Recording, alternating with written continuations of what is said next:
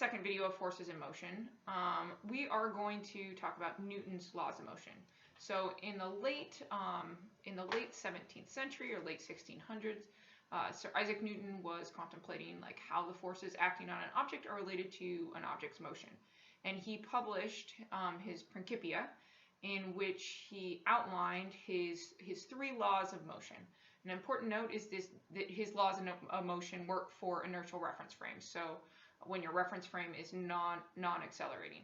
So if it's stationary or moving at a constant velocity. Okay, and his 3 laws of motion, we're going to go through in detail in this video, but as a summary, like his first law is the law of inertia.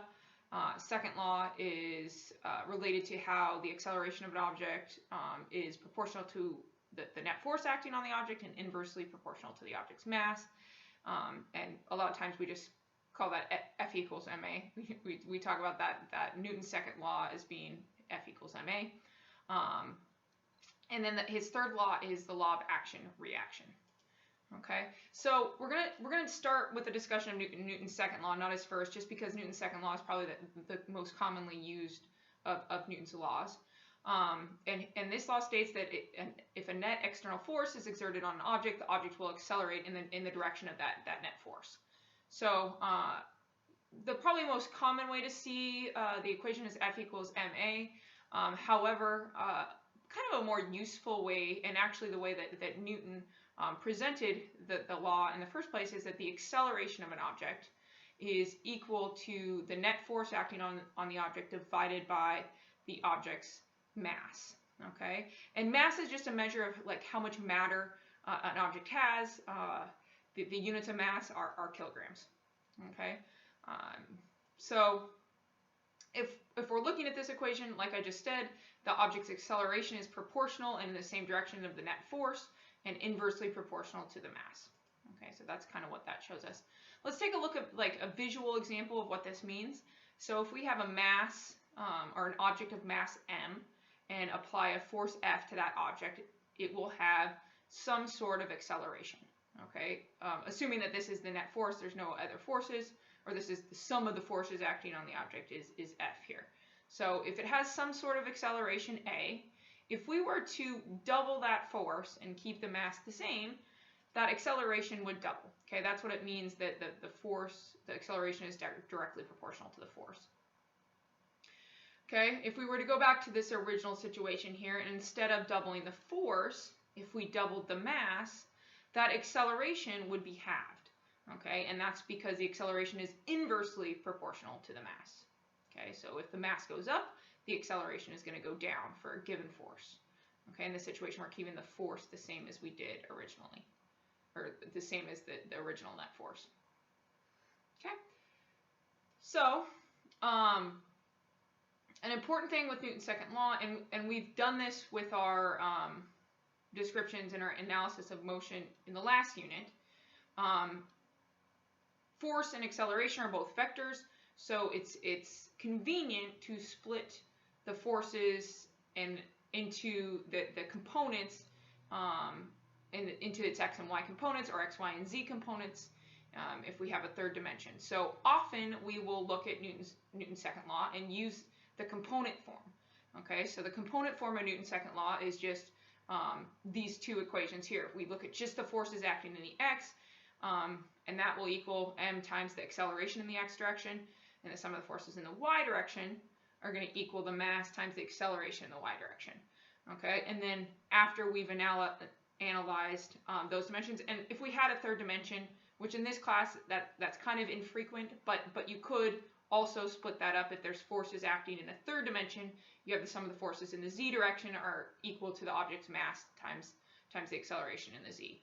So once you solve for those accelerations, let's say you know the forces, at the end you could come back and find the overall magnitude and direction of that acceleration, just like we did in the last unit. Okay, where we split things up into the vectors, and then we can come back at the end and find the overall acceleration and direction of that acceleration using the components that we've solved for. Okay, so it's useful that vector math that we've been doing, definitely still helpful in this unit. Okay, let's look at an example of Newton's second law. So here we have, this is actually the same picture, same example that we were looking at in the previous video. We have two people who are moving a box. Person one, we'll call the person here with the ponytail, person one pushes with a net force of 100 newtons. Person two is going to pull with 95 newtons of force. And let's say that the force of friction opposing the motion is 95 newtons. Okay. The question is, if the box has a mass of 300 kilograms, what is the horizontal acceleration of the box? Okay, so let's draw our free body diagram. And this picture doesn't really show all the forces, right? We haven't drawn any arrows. And usually we wouldn't draw the forces as arrows on a picture like this. We would simplify this object down into either a square or a circle that models the center of mass of the object. Okay, and then we're going to draw arrows attached to this this model here. Okay, so our 300 kilogram object, and we need to identify our reference frame. So let's call our positive y up, our positive x to the right. Well, we have a force from person one of 100 newtons. Okay, person two is pulling through a rope, so we can call that a tension. That's actually a tension in the rope, kind of, that's pulling on the box. So let's call that tension from person two equals 95 newtons. Okay, and then we said that there's a 95 Newton friction force. Okay, and if we know the box is accelerating, then it's going to be kinetic friction that we're looking at. Okay, but we're not done yet. We have a force of gravity acting on the box. I didn't explicitly say it, but we're assuming that this is happening on Earth. Okay, so the force of gravity acting on this box is going to be 2,940 newtons. And then because the object is on a surface, a horizontal surface, that normal force is going to also be equal to 2,940 newtons. Okay, so here's our free body diagram. Okay, and I can also show that this box is accelerating in the x direction, and that's what we're going to be trying to find. Okay, so if we take a look here, let's sum the forces in the x direction, and we know that is going to have to equal the object's mass times the acceleration in the x direction. So we list all our forces and put the appropriate sign from our reference frame. So we have F1 plus T1 minus this friction force. Okay, plugging in the numbers, we get 100 plus 95 minus 95 equals 300 times the acceleration in the x, and we solve, and we get that the acceleration in the x direction is 0.33 meters per second squared. Okay, and that solves the problem. If, let's say, there was some other component of force in the vertical direction, we could go and also sum our forces in the y direction and solve for an acceleration in the y. Here in this case, when we do that, we get that there's zero acceleration in the y direction. Okay, because that normal force and that force of gravity are equal. Okay, so that's Newton's second law. Let's go back and talk about Newton's first law. Okay, so Newton's first law is sometimes referred to as the law of inertia. Okay, so this law states that an object at rest stays at rest, and an object in motion tends to stay in motion with the same speed and in the same direction unless acted on by a net external force. Okay, so inertia, we have this word inertia that you may or may not have heard before. So inertia is essentially an object's resistance to change in motion. Okay, and the mass kind of quantifies that.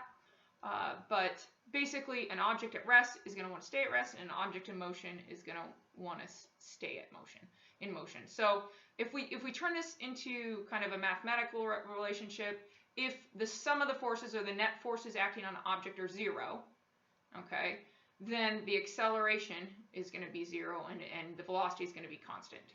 Okay, so the velocity could remain zero, and if it stays at zero, that would be a constant velocity, right? Or if we have an object that's moving, if there's no net force acting on the object, then there's no acceleration, and that velocity is going to remain at whatever that velocity is. Okay, and another word we use for this, so if you see the word an object is in equilibrium, that means there's no net forces acting on the object.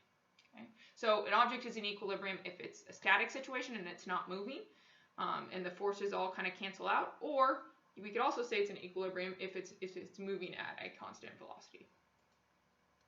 Okay, so if we had our two people, or our two movers moving this box, if they stopped applying a force, if the only two forces acting on that object were gravity and the normal force, our object has no net force acting on it, so the box is not going to move. Okay, pretty intuitive, this law. So, okay, looking at a situation where it is moving and moving at a constant velocity, if we just have the guy pulling on the box, so person 2 pulling on the box with that tension force of 95 newtons, and friction was 95 newtons in the opposite direction, then the box would continue moving at whatever constant velocity it was moving at. So if there's no net force, even if the box is moving, we can still say that the object is equilibrium if it's the object is in equilibrium if it's moving with a constant velocity. Okay, so in the diagrams that I've shown, I've kind of brushed over the fact that I'm just kind of giving you the force of gravity. And the force of gravity is the downward acting force due to gravity. Okay, pretty self-explanatory, but I've been giving you that value, but you can actually calculate that value if you know the mass of the object. Okay, so if you know the mass, you just multiply the mass by 9.8 meters per second squared. And we get this actually from Newton's second law, F equals ma, and in a gravitational field, that acceleration is going to be 9.8 meters per second squared. Okay, so you can find the force of gravity acting on an object if I give you the mass. Okay, and it always acts downward towards the center of the Earth. So if we have Mary McNary here, and she is standing on a flat surface, then the force of gravity is going to be acting straight downward. Okay, if she's in the air, okay, for some reason, the force of gravity is going to be acting straight downward. Okay, if she's on some sort of incline, that force of gravity still acts straight downward. Okay, so the force of gravity acts straight downward. It's related to the mass, and we can find the force of gravity from the mass. Okay, or if we knew the force of gravity, we could find the mass. But they're not exactly the same thing. Okay, so let's look at the differences. Weight, or the force of gravity. Okay, so I've been calling it the force of gravity, but a term that's also used to describe the force of gravity is the object's weight. It's the force of gravity exerted on an object, and its units are newtons, or here in the States we use pounds, and there's actually not supposed to be an S there, it's LB. Oops. So pounds, but if you write the S, people know what you're talking about. But I think technically the unit is just LB. So weight is a force, okay, whereas mass is just a measure of an object's quantity of matter, or inertia. Okay, so the difference here is that your weight depends on the gravitational field that you're in. So if I'm here on Earth, my weight, regardless of where I am on Earth, is going to be very, very similar, right? Gravity, we said gravity fluctuates a little bit depending on where you are, but essentially I'm going to take my mass and multiply by 9.8, and that'll be my weight here on Earth. But if I was to go to the moon, my weight would be different, or if I went to Mars, my weight would be different. Okay, but in all three locations, on Earth, on the moon, on Mars, my mass stays the same, because it's a measure of actually how much matter there is. Okay, so one important thing to note here is kilograms is over here as a mass, okay, and pounds is over here as a weight. So that becomes a little confusing, because here in the States we use pounds, like when we go to the doctor and we get our weight, it's pounds, but in like the UK, or most of the rest of the world, they measure their mass in kilograms, okay, or talk about their mass instead of weight.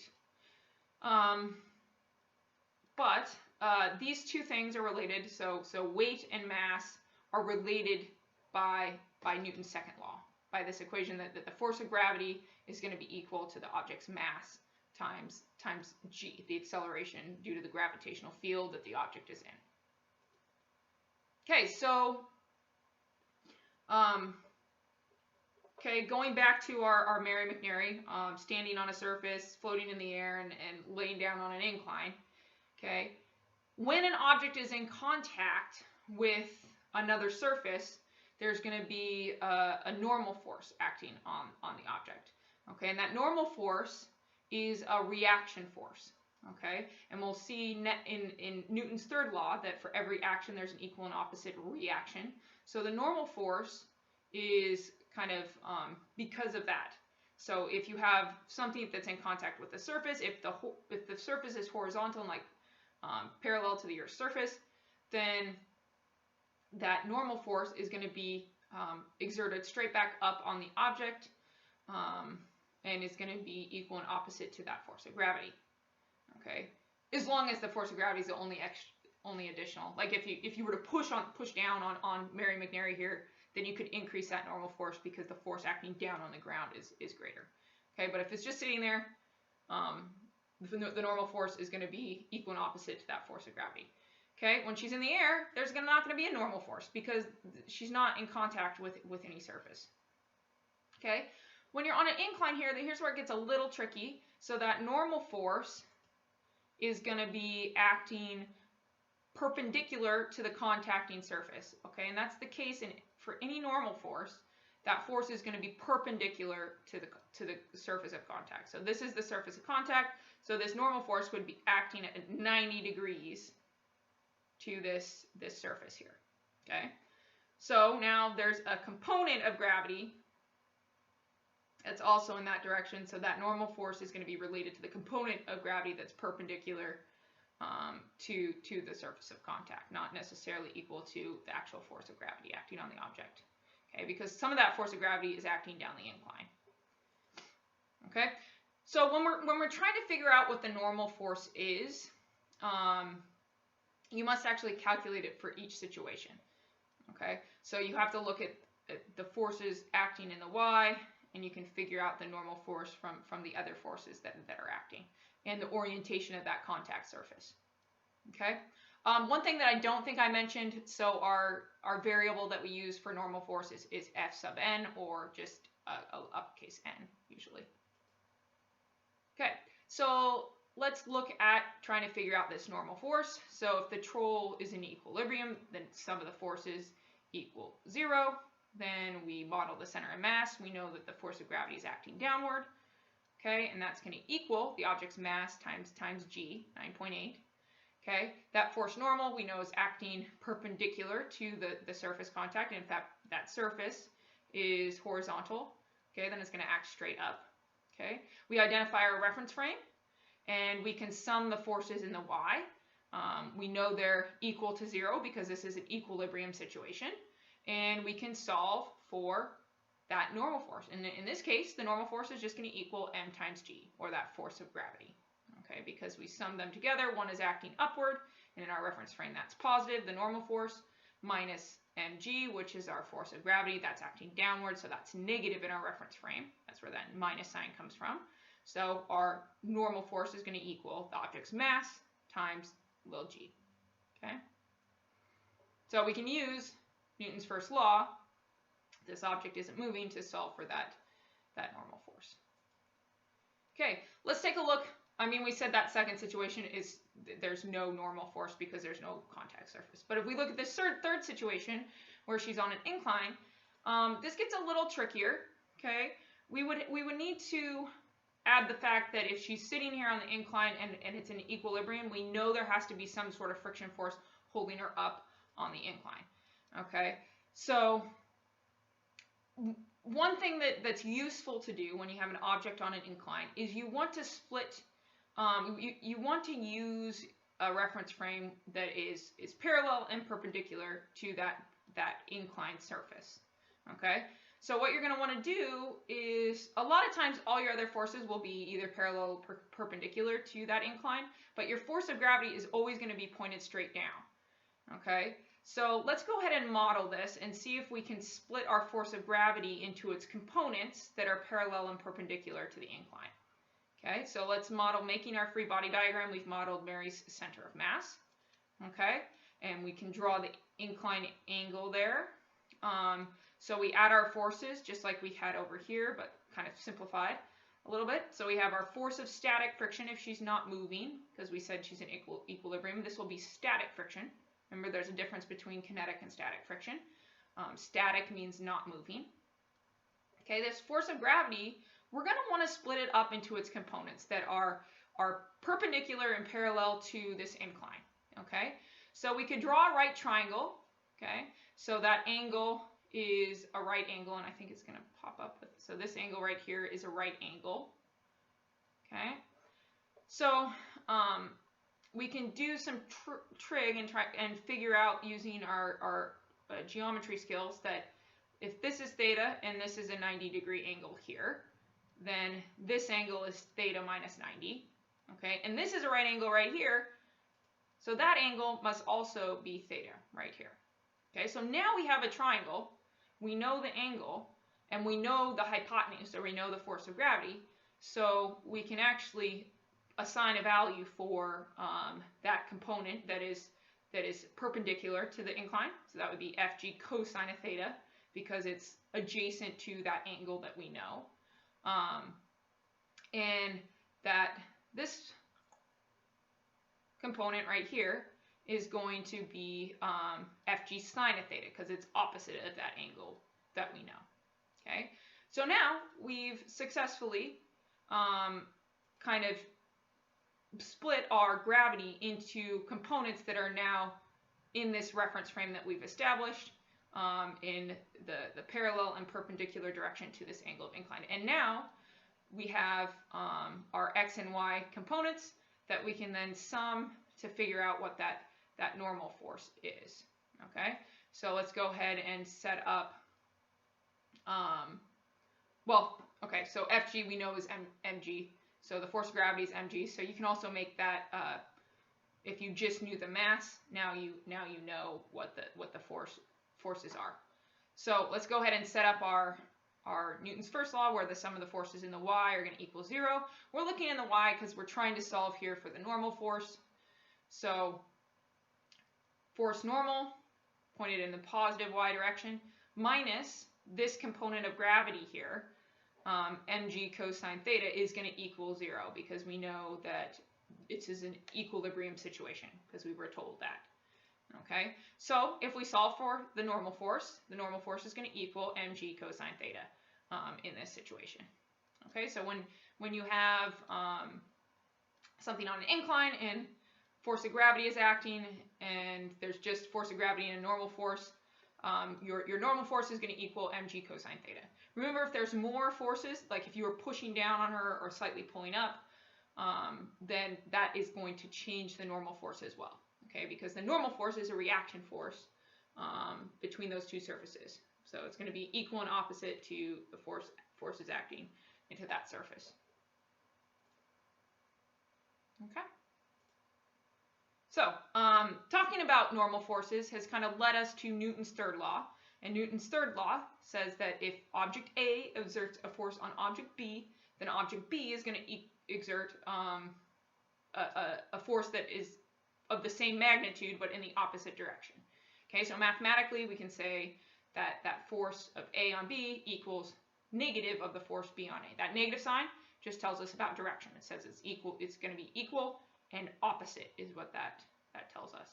Okay, so Newton's third law gives us action-reaction pairs.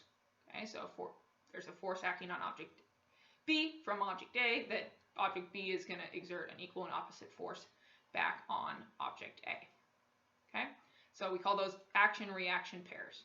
So if a person was going to stand and push on a brick wall, okay, there's an action force, okay, the pushing from the person, but the wall is going to push back on the person. Okay, now, yes, there's a force acting on her in this situation, but there's also, you can think about, her feet are pushing on the ground, okay, but the ground is pushing back on her. So she ends up not moving, okay? But if you were to remove that ground and put her in space, okay, now there's nothing, no ground or no other forces to balance this reaction force. So if she were to push on this wall, okay, she is going to have a net force acting on her, and there's a reaction force. And there's also, probably if we're in space, there's probably not only an acceleration of the astronaut, but this wall would probably accelerate too, as long as it's not attached. Whatever it's attached to would also accelerate slightly. Probably its mass is a lot more, so its acceleration would be quite a bit less. But Newton's second law said if there is a net force acting on an object, it will accelerate. Okay, so the astronaut's going to accelerate, and the wall will also accelerate as well. Okay, and then move at a constant velocity. If they're in space, there's probably no air resistance or anything to slow them down. So once they get going, they're going to continue at that constant velocity. Okay. So,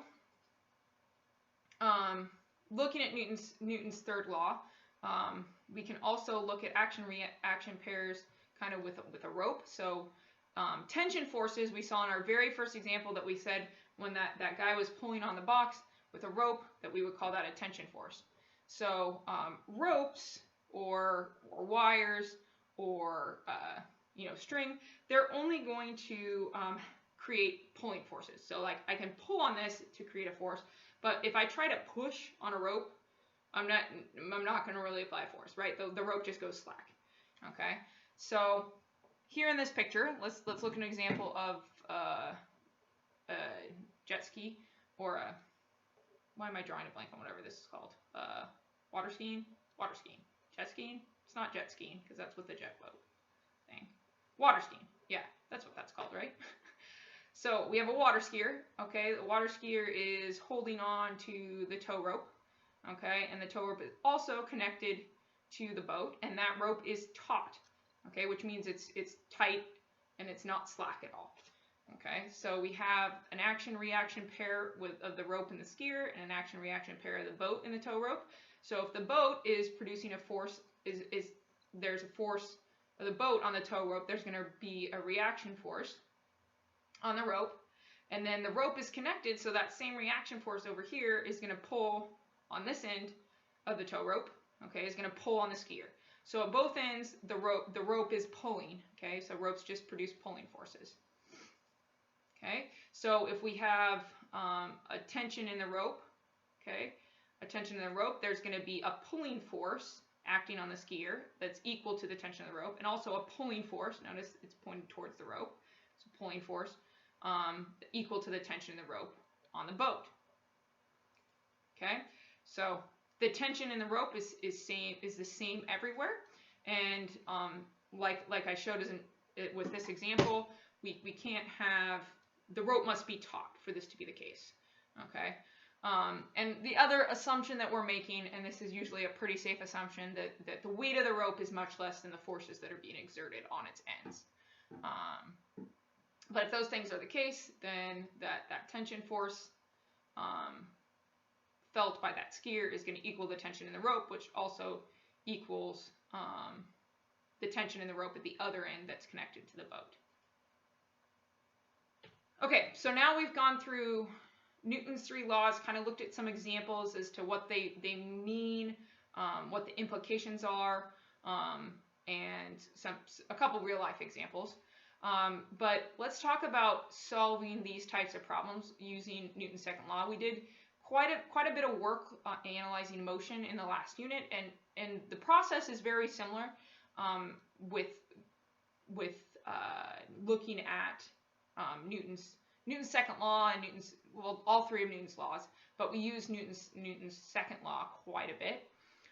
So we're still going to have this three-step process. You want to set up your problem, then you want to solve, and then you want to reflect back on your answer that you get. So step one, you're going to identify the task. What do you know? What concepts in our equation or equations will help me solve the problem? With these types of problems, you're going to want to draw a free body diagram for each object. And then split forces and velocity into their components in the direction of your reference frame. Okay, then you're going to want to inventory the variables and look for connections. There will be problems that involve both what we were learning in last unit and in this unit. Okay, so then you're going to want to write sum of the forces equals mass times acceleration. Again, that's usually what we're dealing with. And you could have a static situation, then your sum of the forces equals 0. It's kind of like a Newton's first law case. And then you write the sum of the forces equals mass times acceleration for each object in each direction separately. So again, you've established a reference frame. You want to separate the forces and the accelerations that you know into their components. Then you plug and chug. Okay, so plug your known numerical values in and do the math. And then finally, you're going to want to reflect when you get an answer, reflect on that answer. Does that make sense? Does my answer have the appropriate units? Okay, is your answer reported with appropriate uncertainty, which means sig figs? Look back at the number of sig figs you were given and don't over-report your precision of your answer. Okay, so those are the steps that you want to use to solve these problems, and that's all I have for you in this video. I am going to make a separate video that shows me working through a couple examples using Newton's first and second law. And yeah, hopefully this was helpful.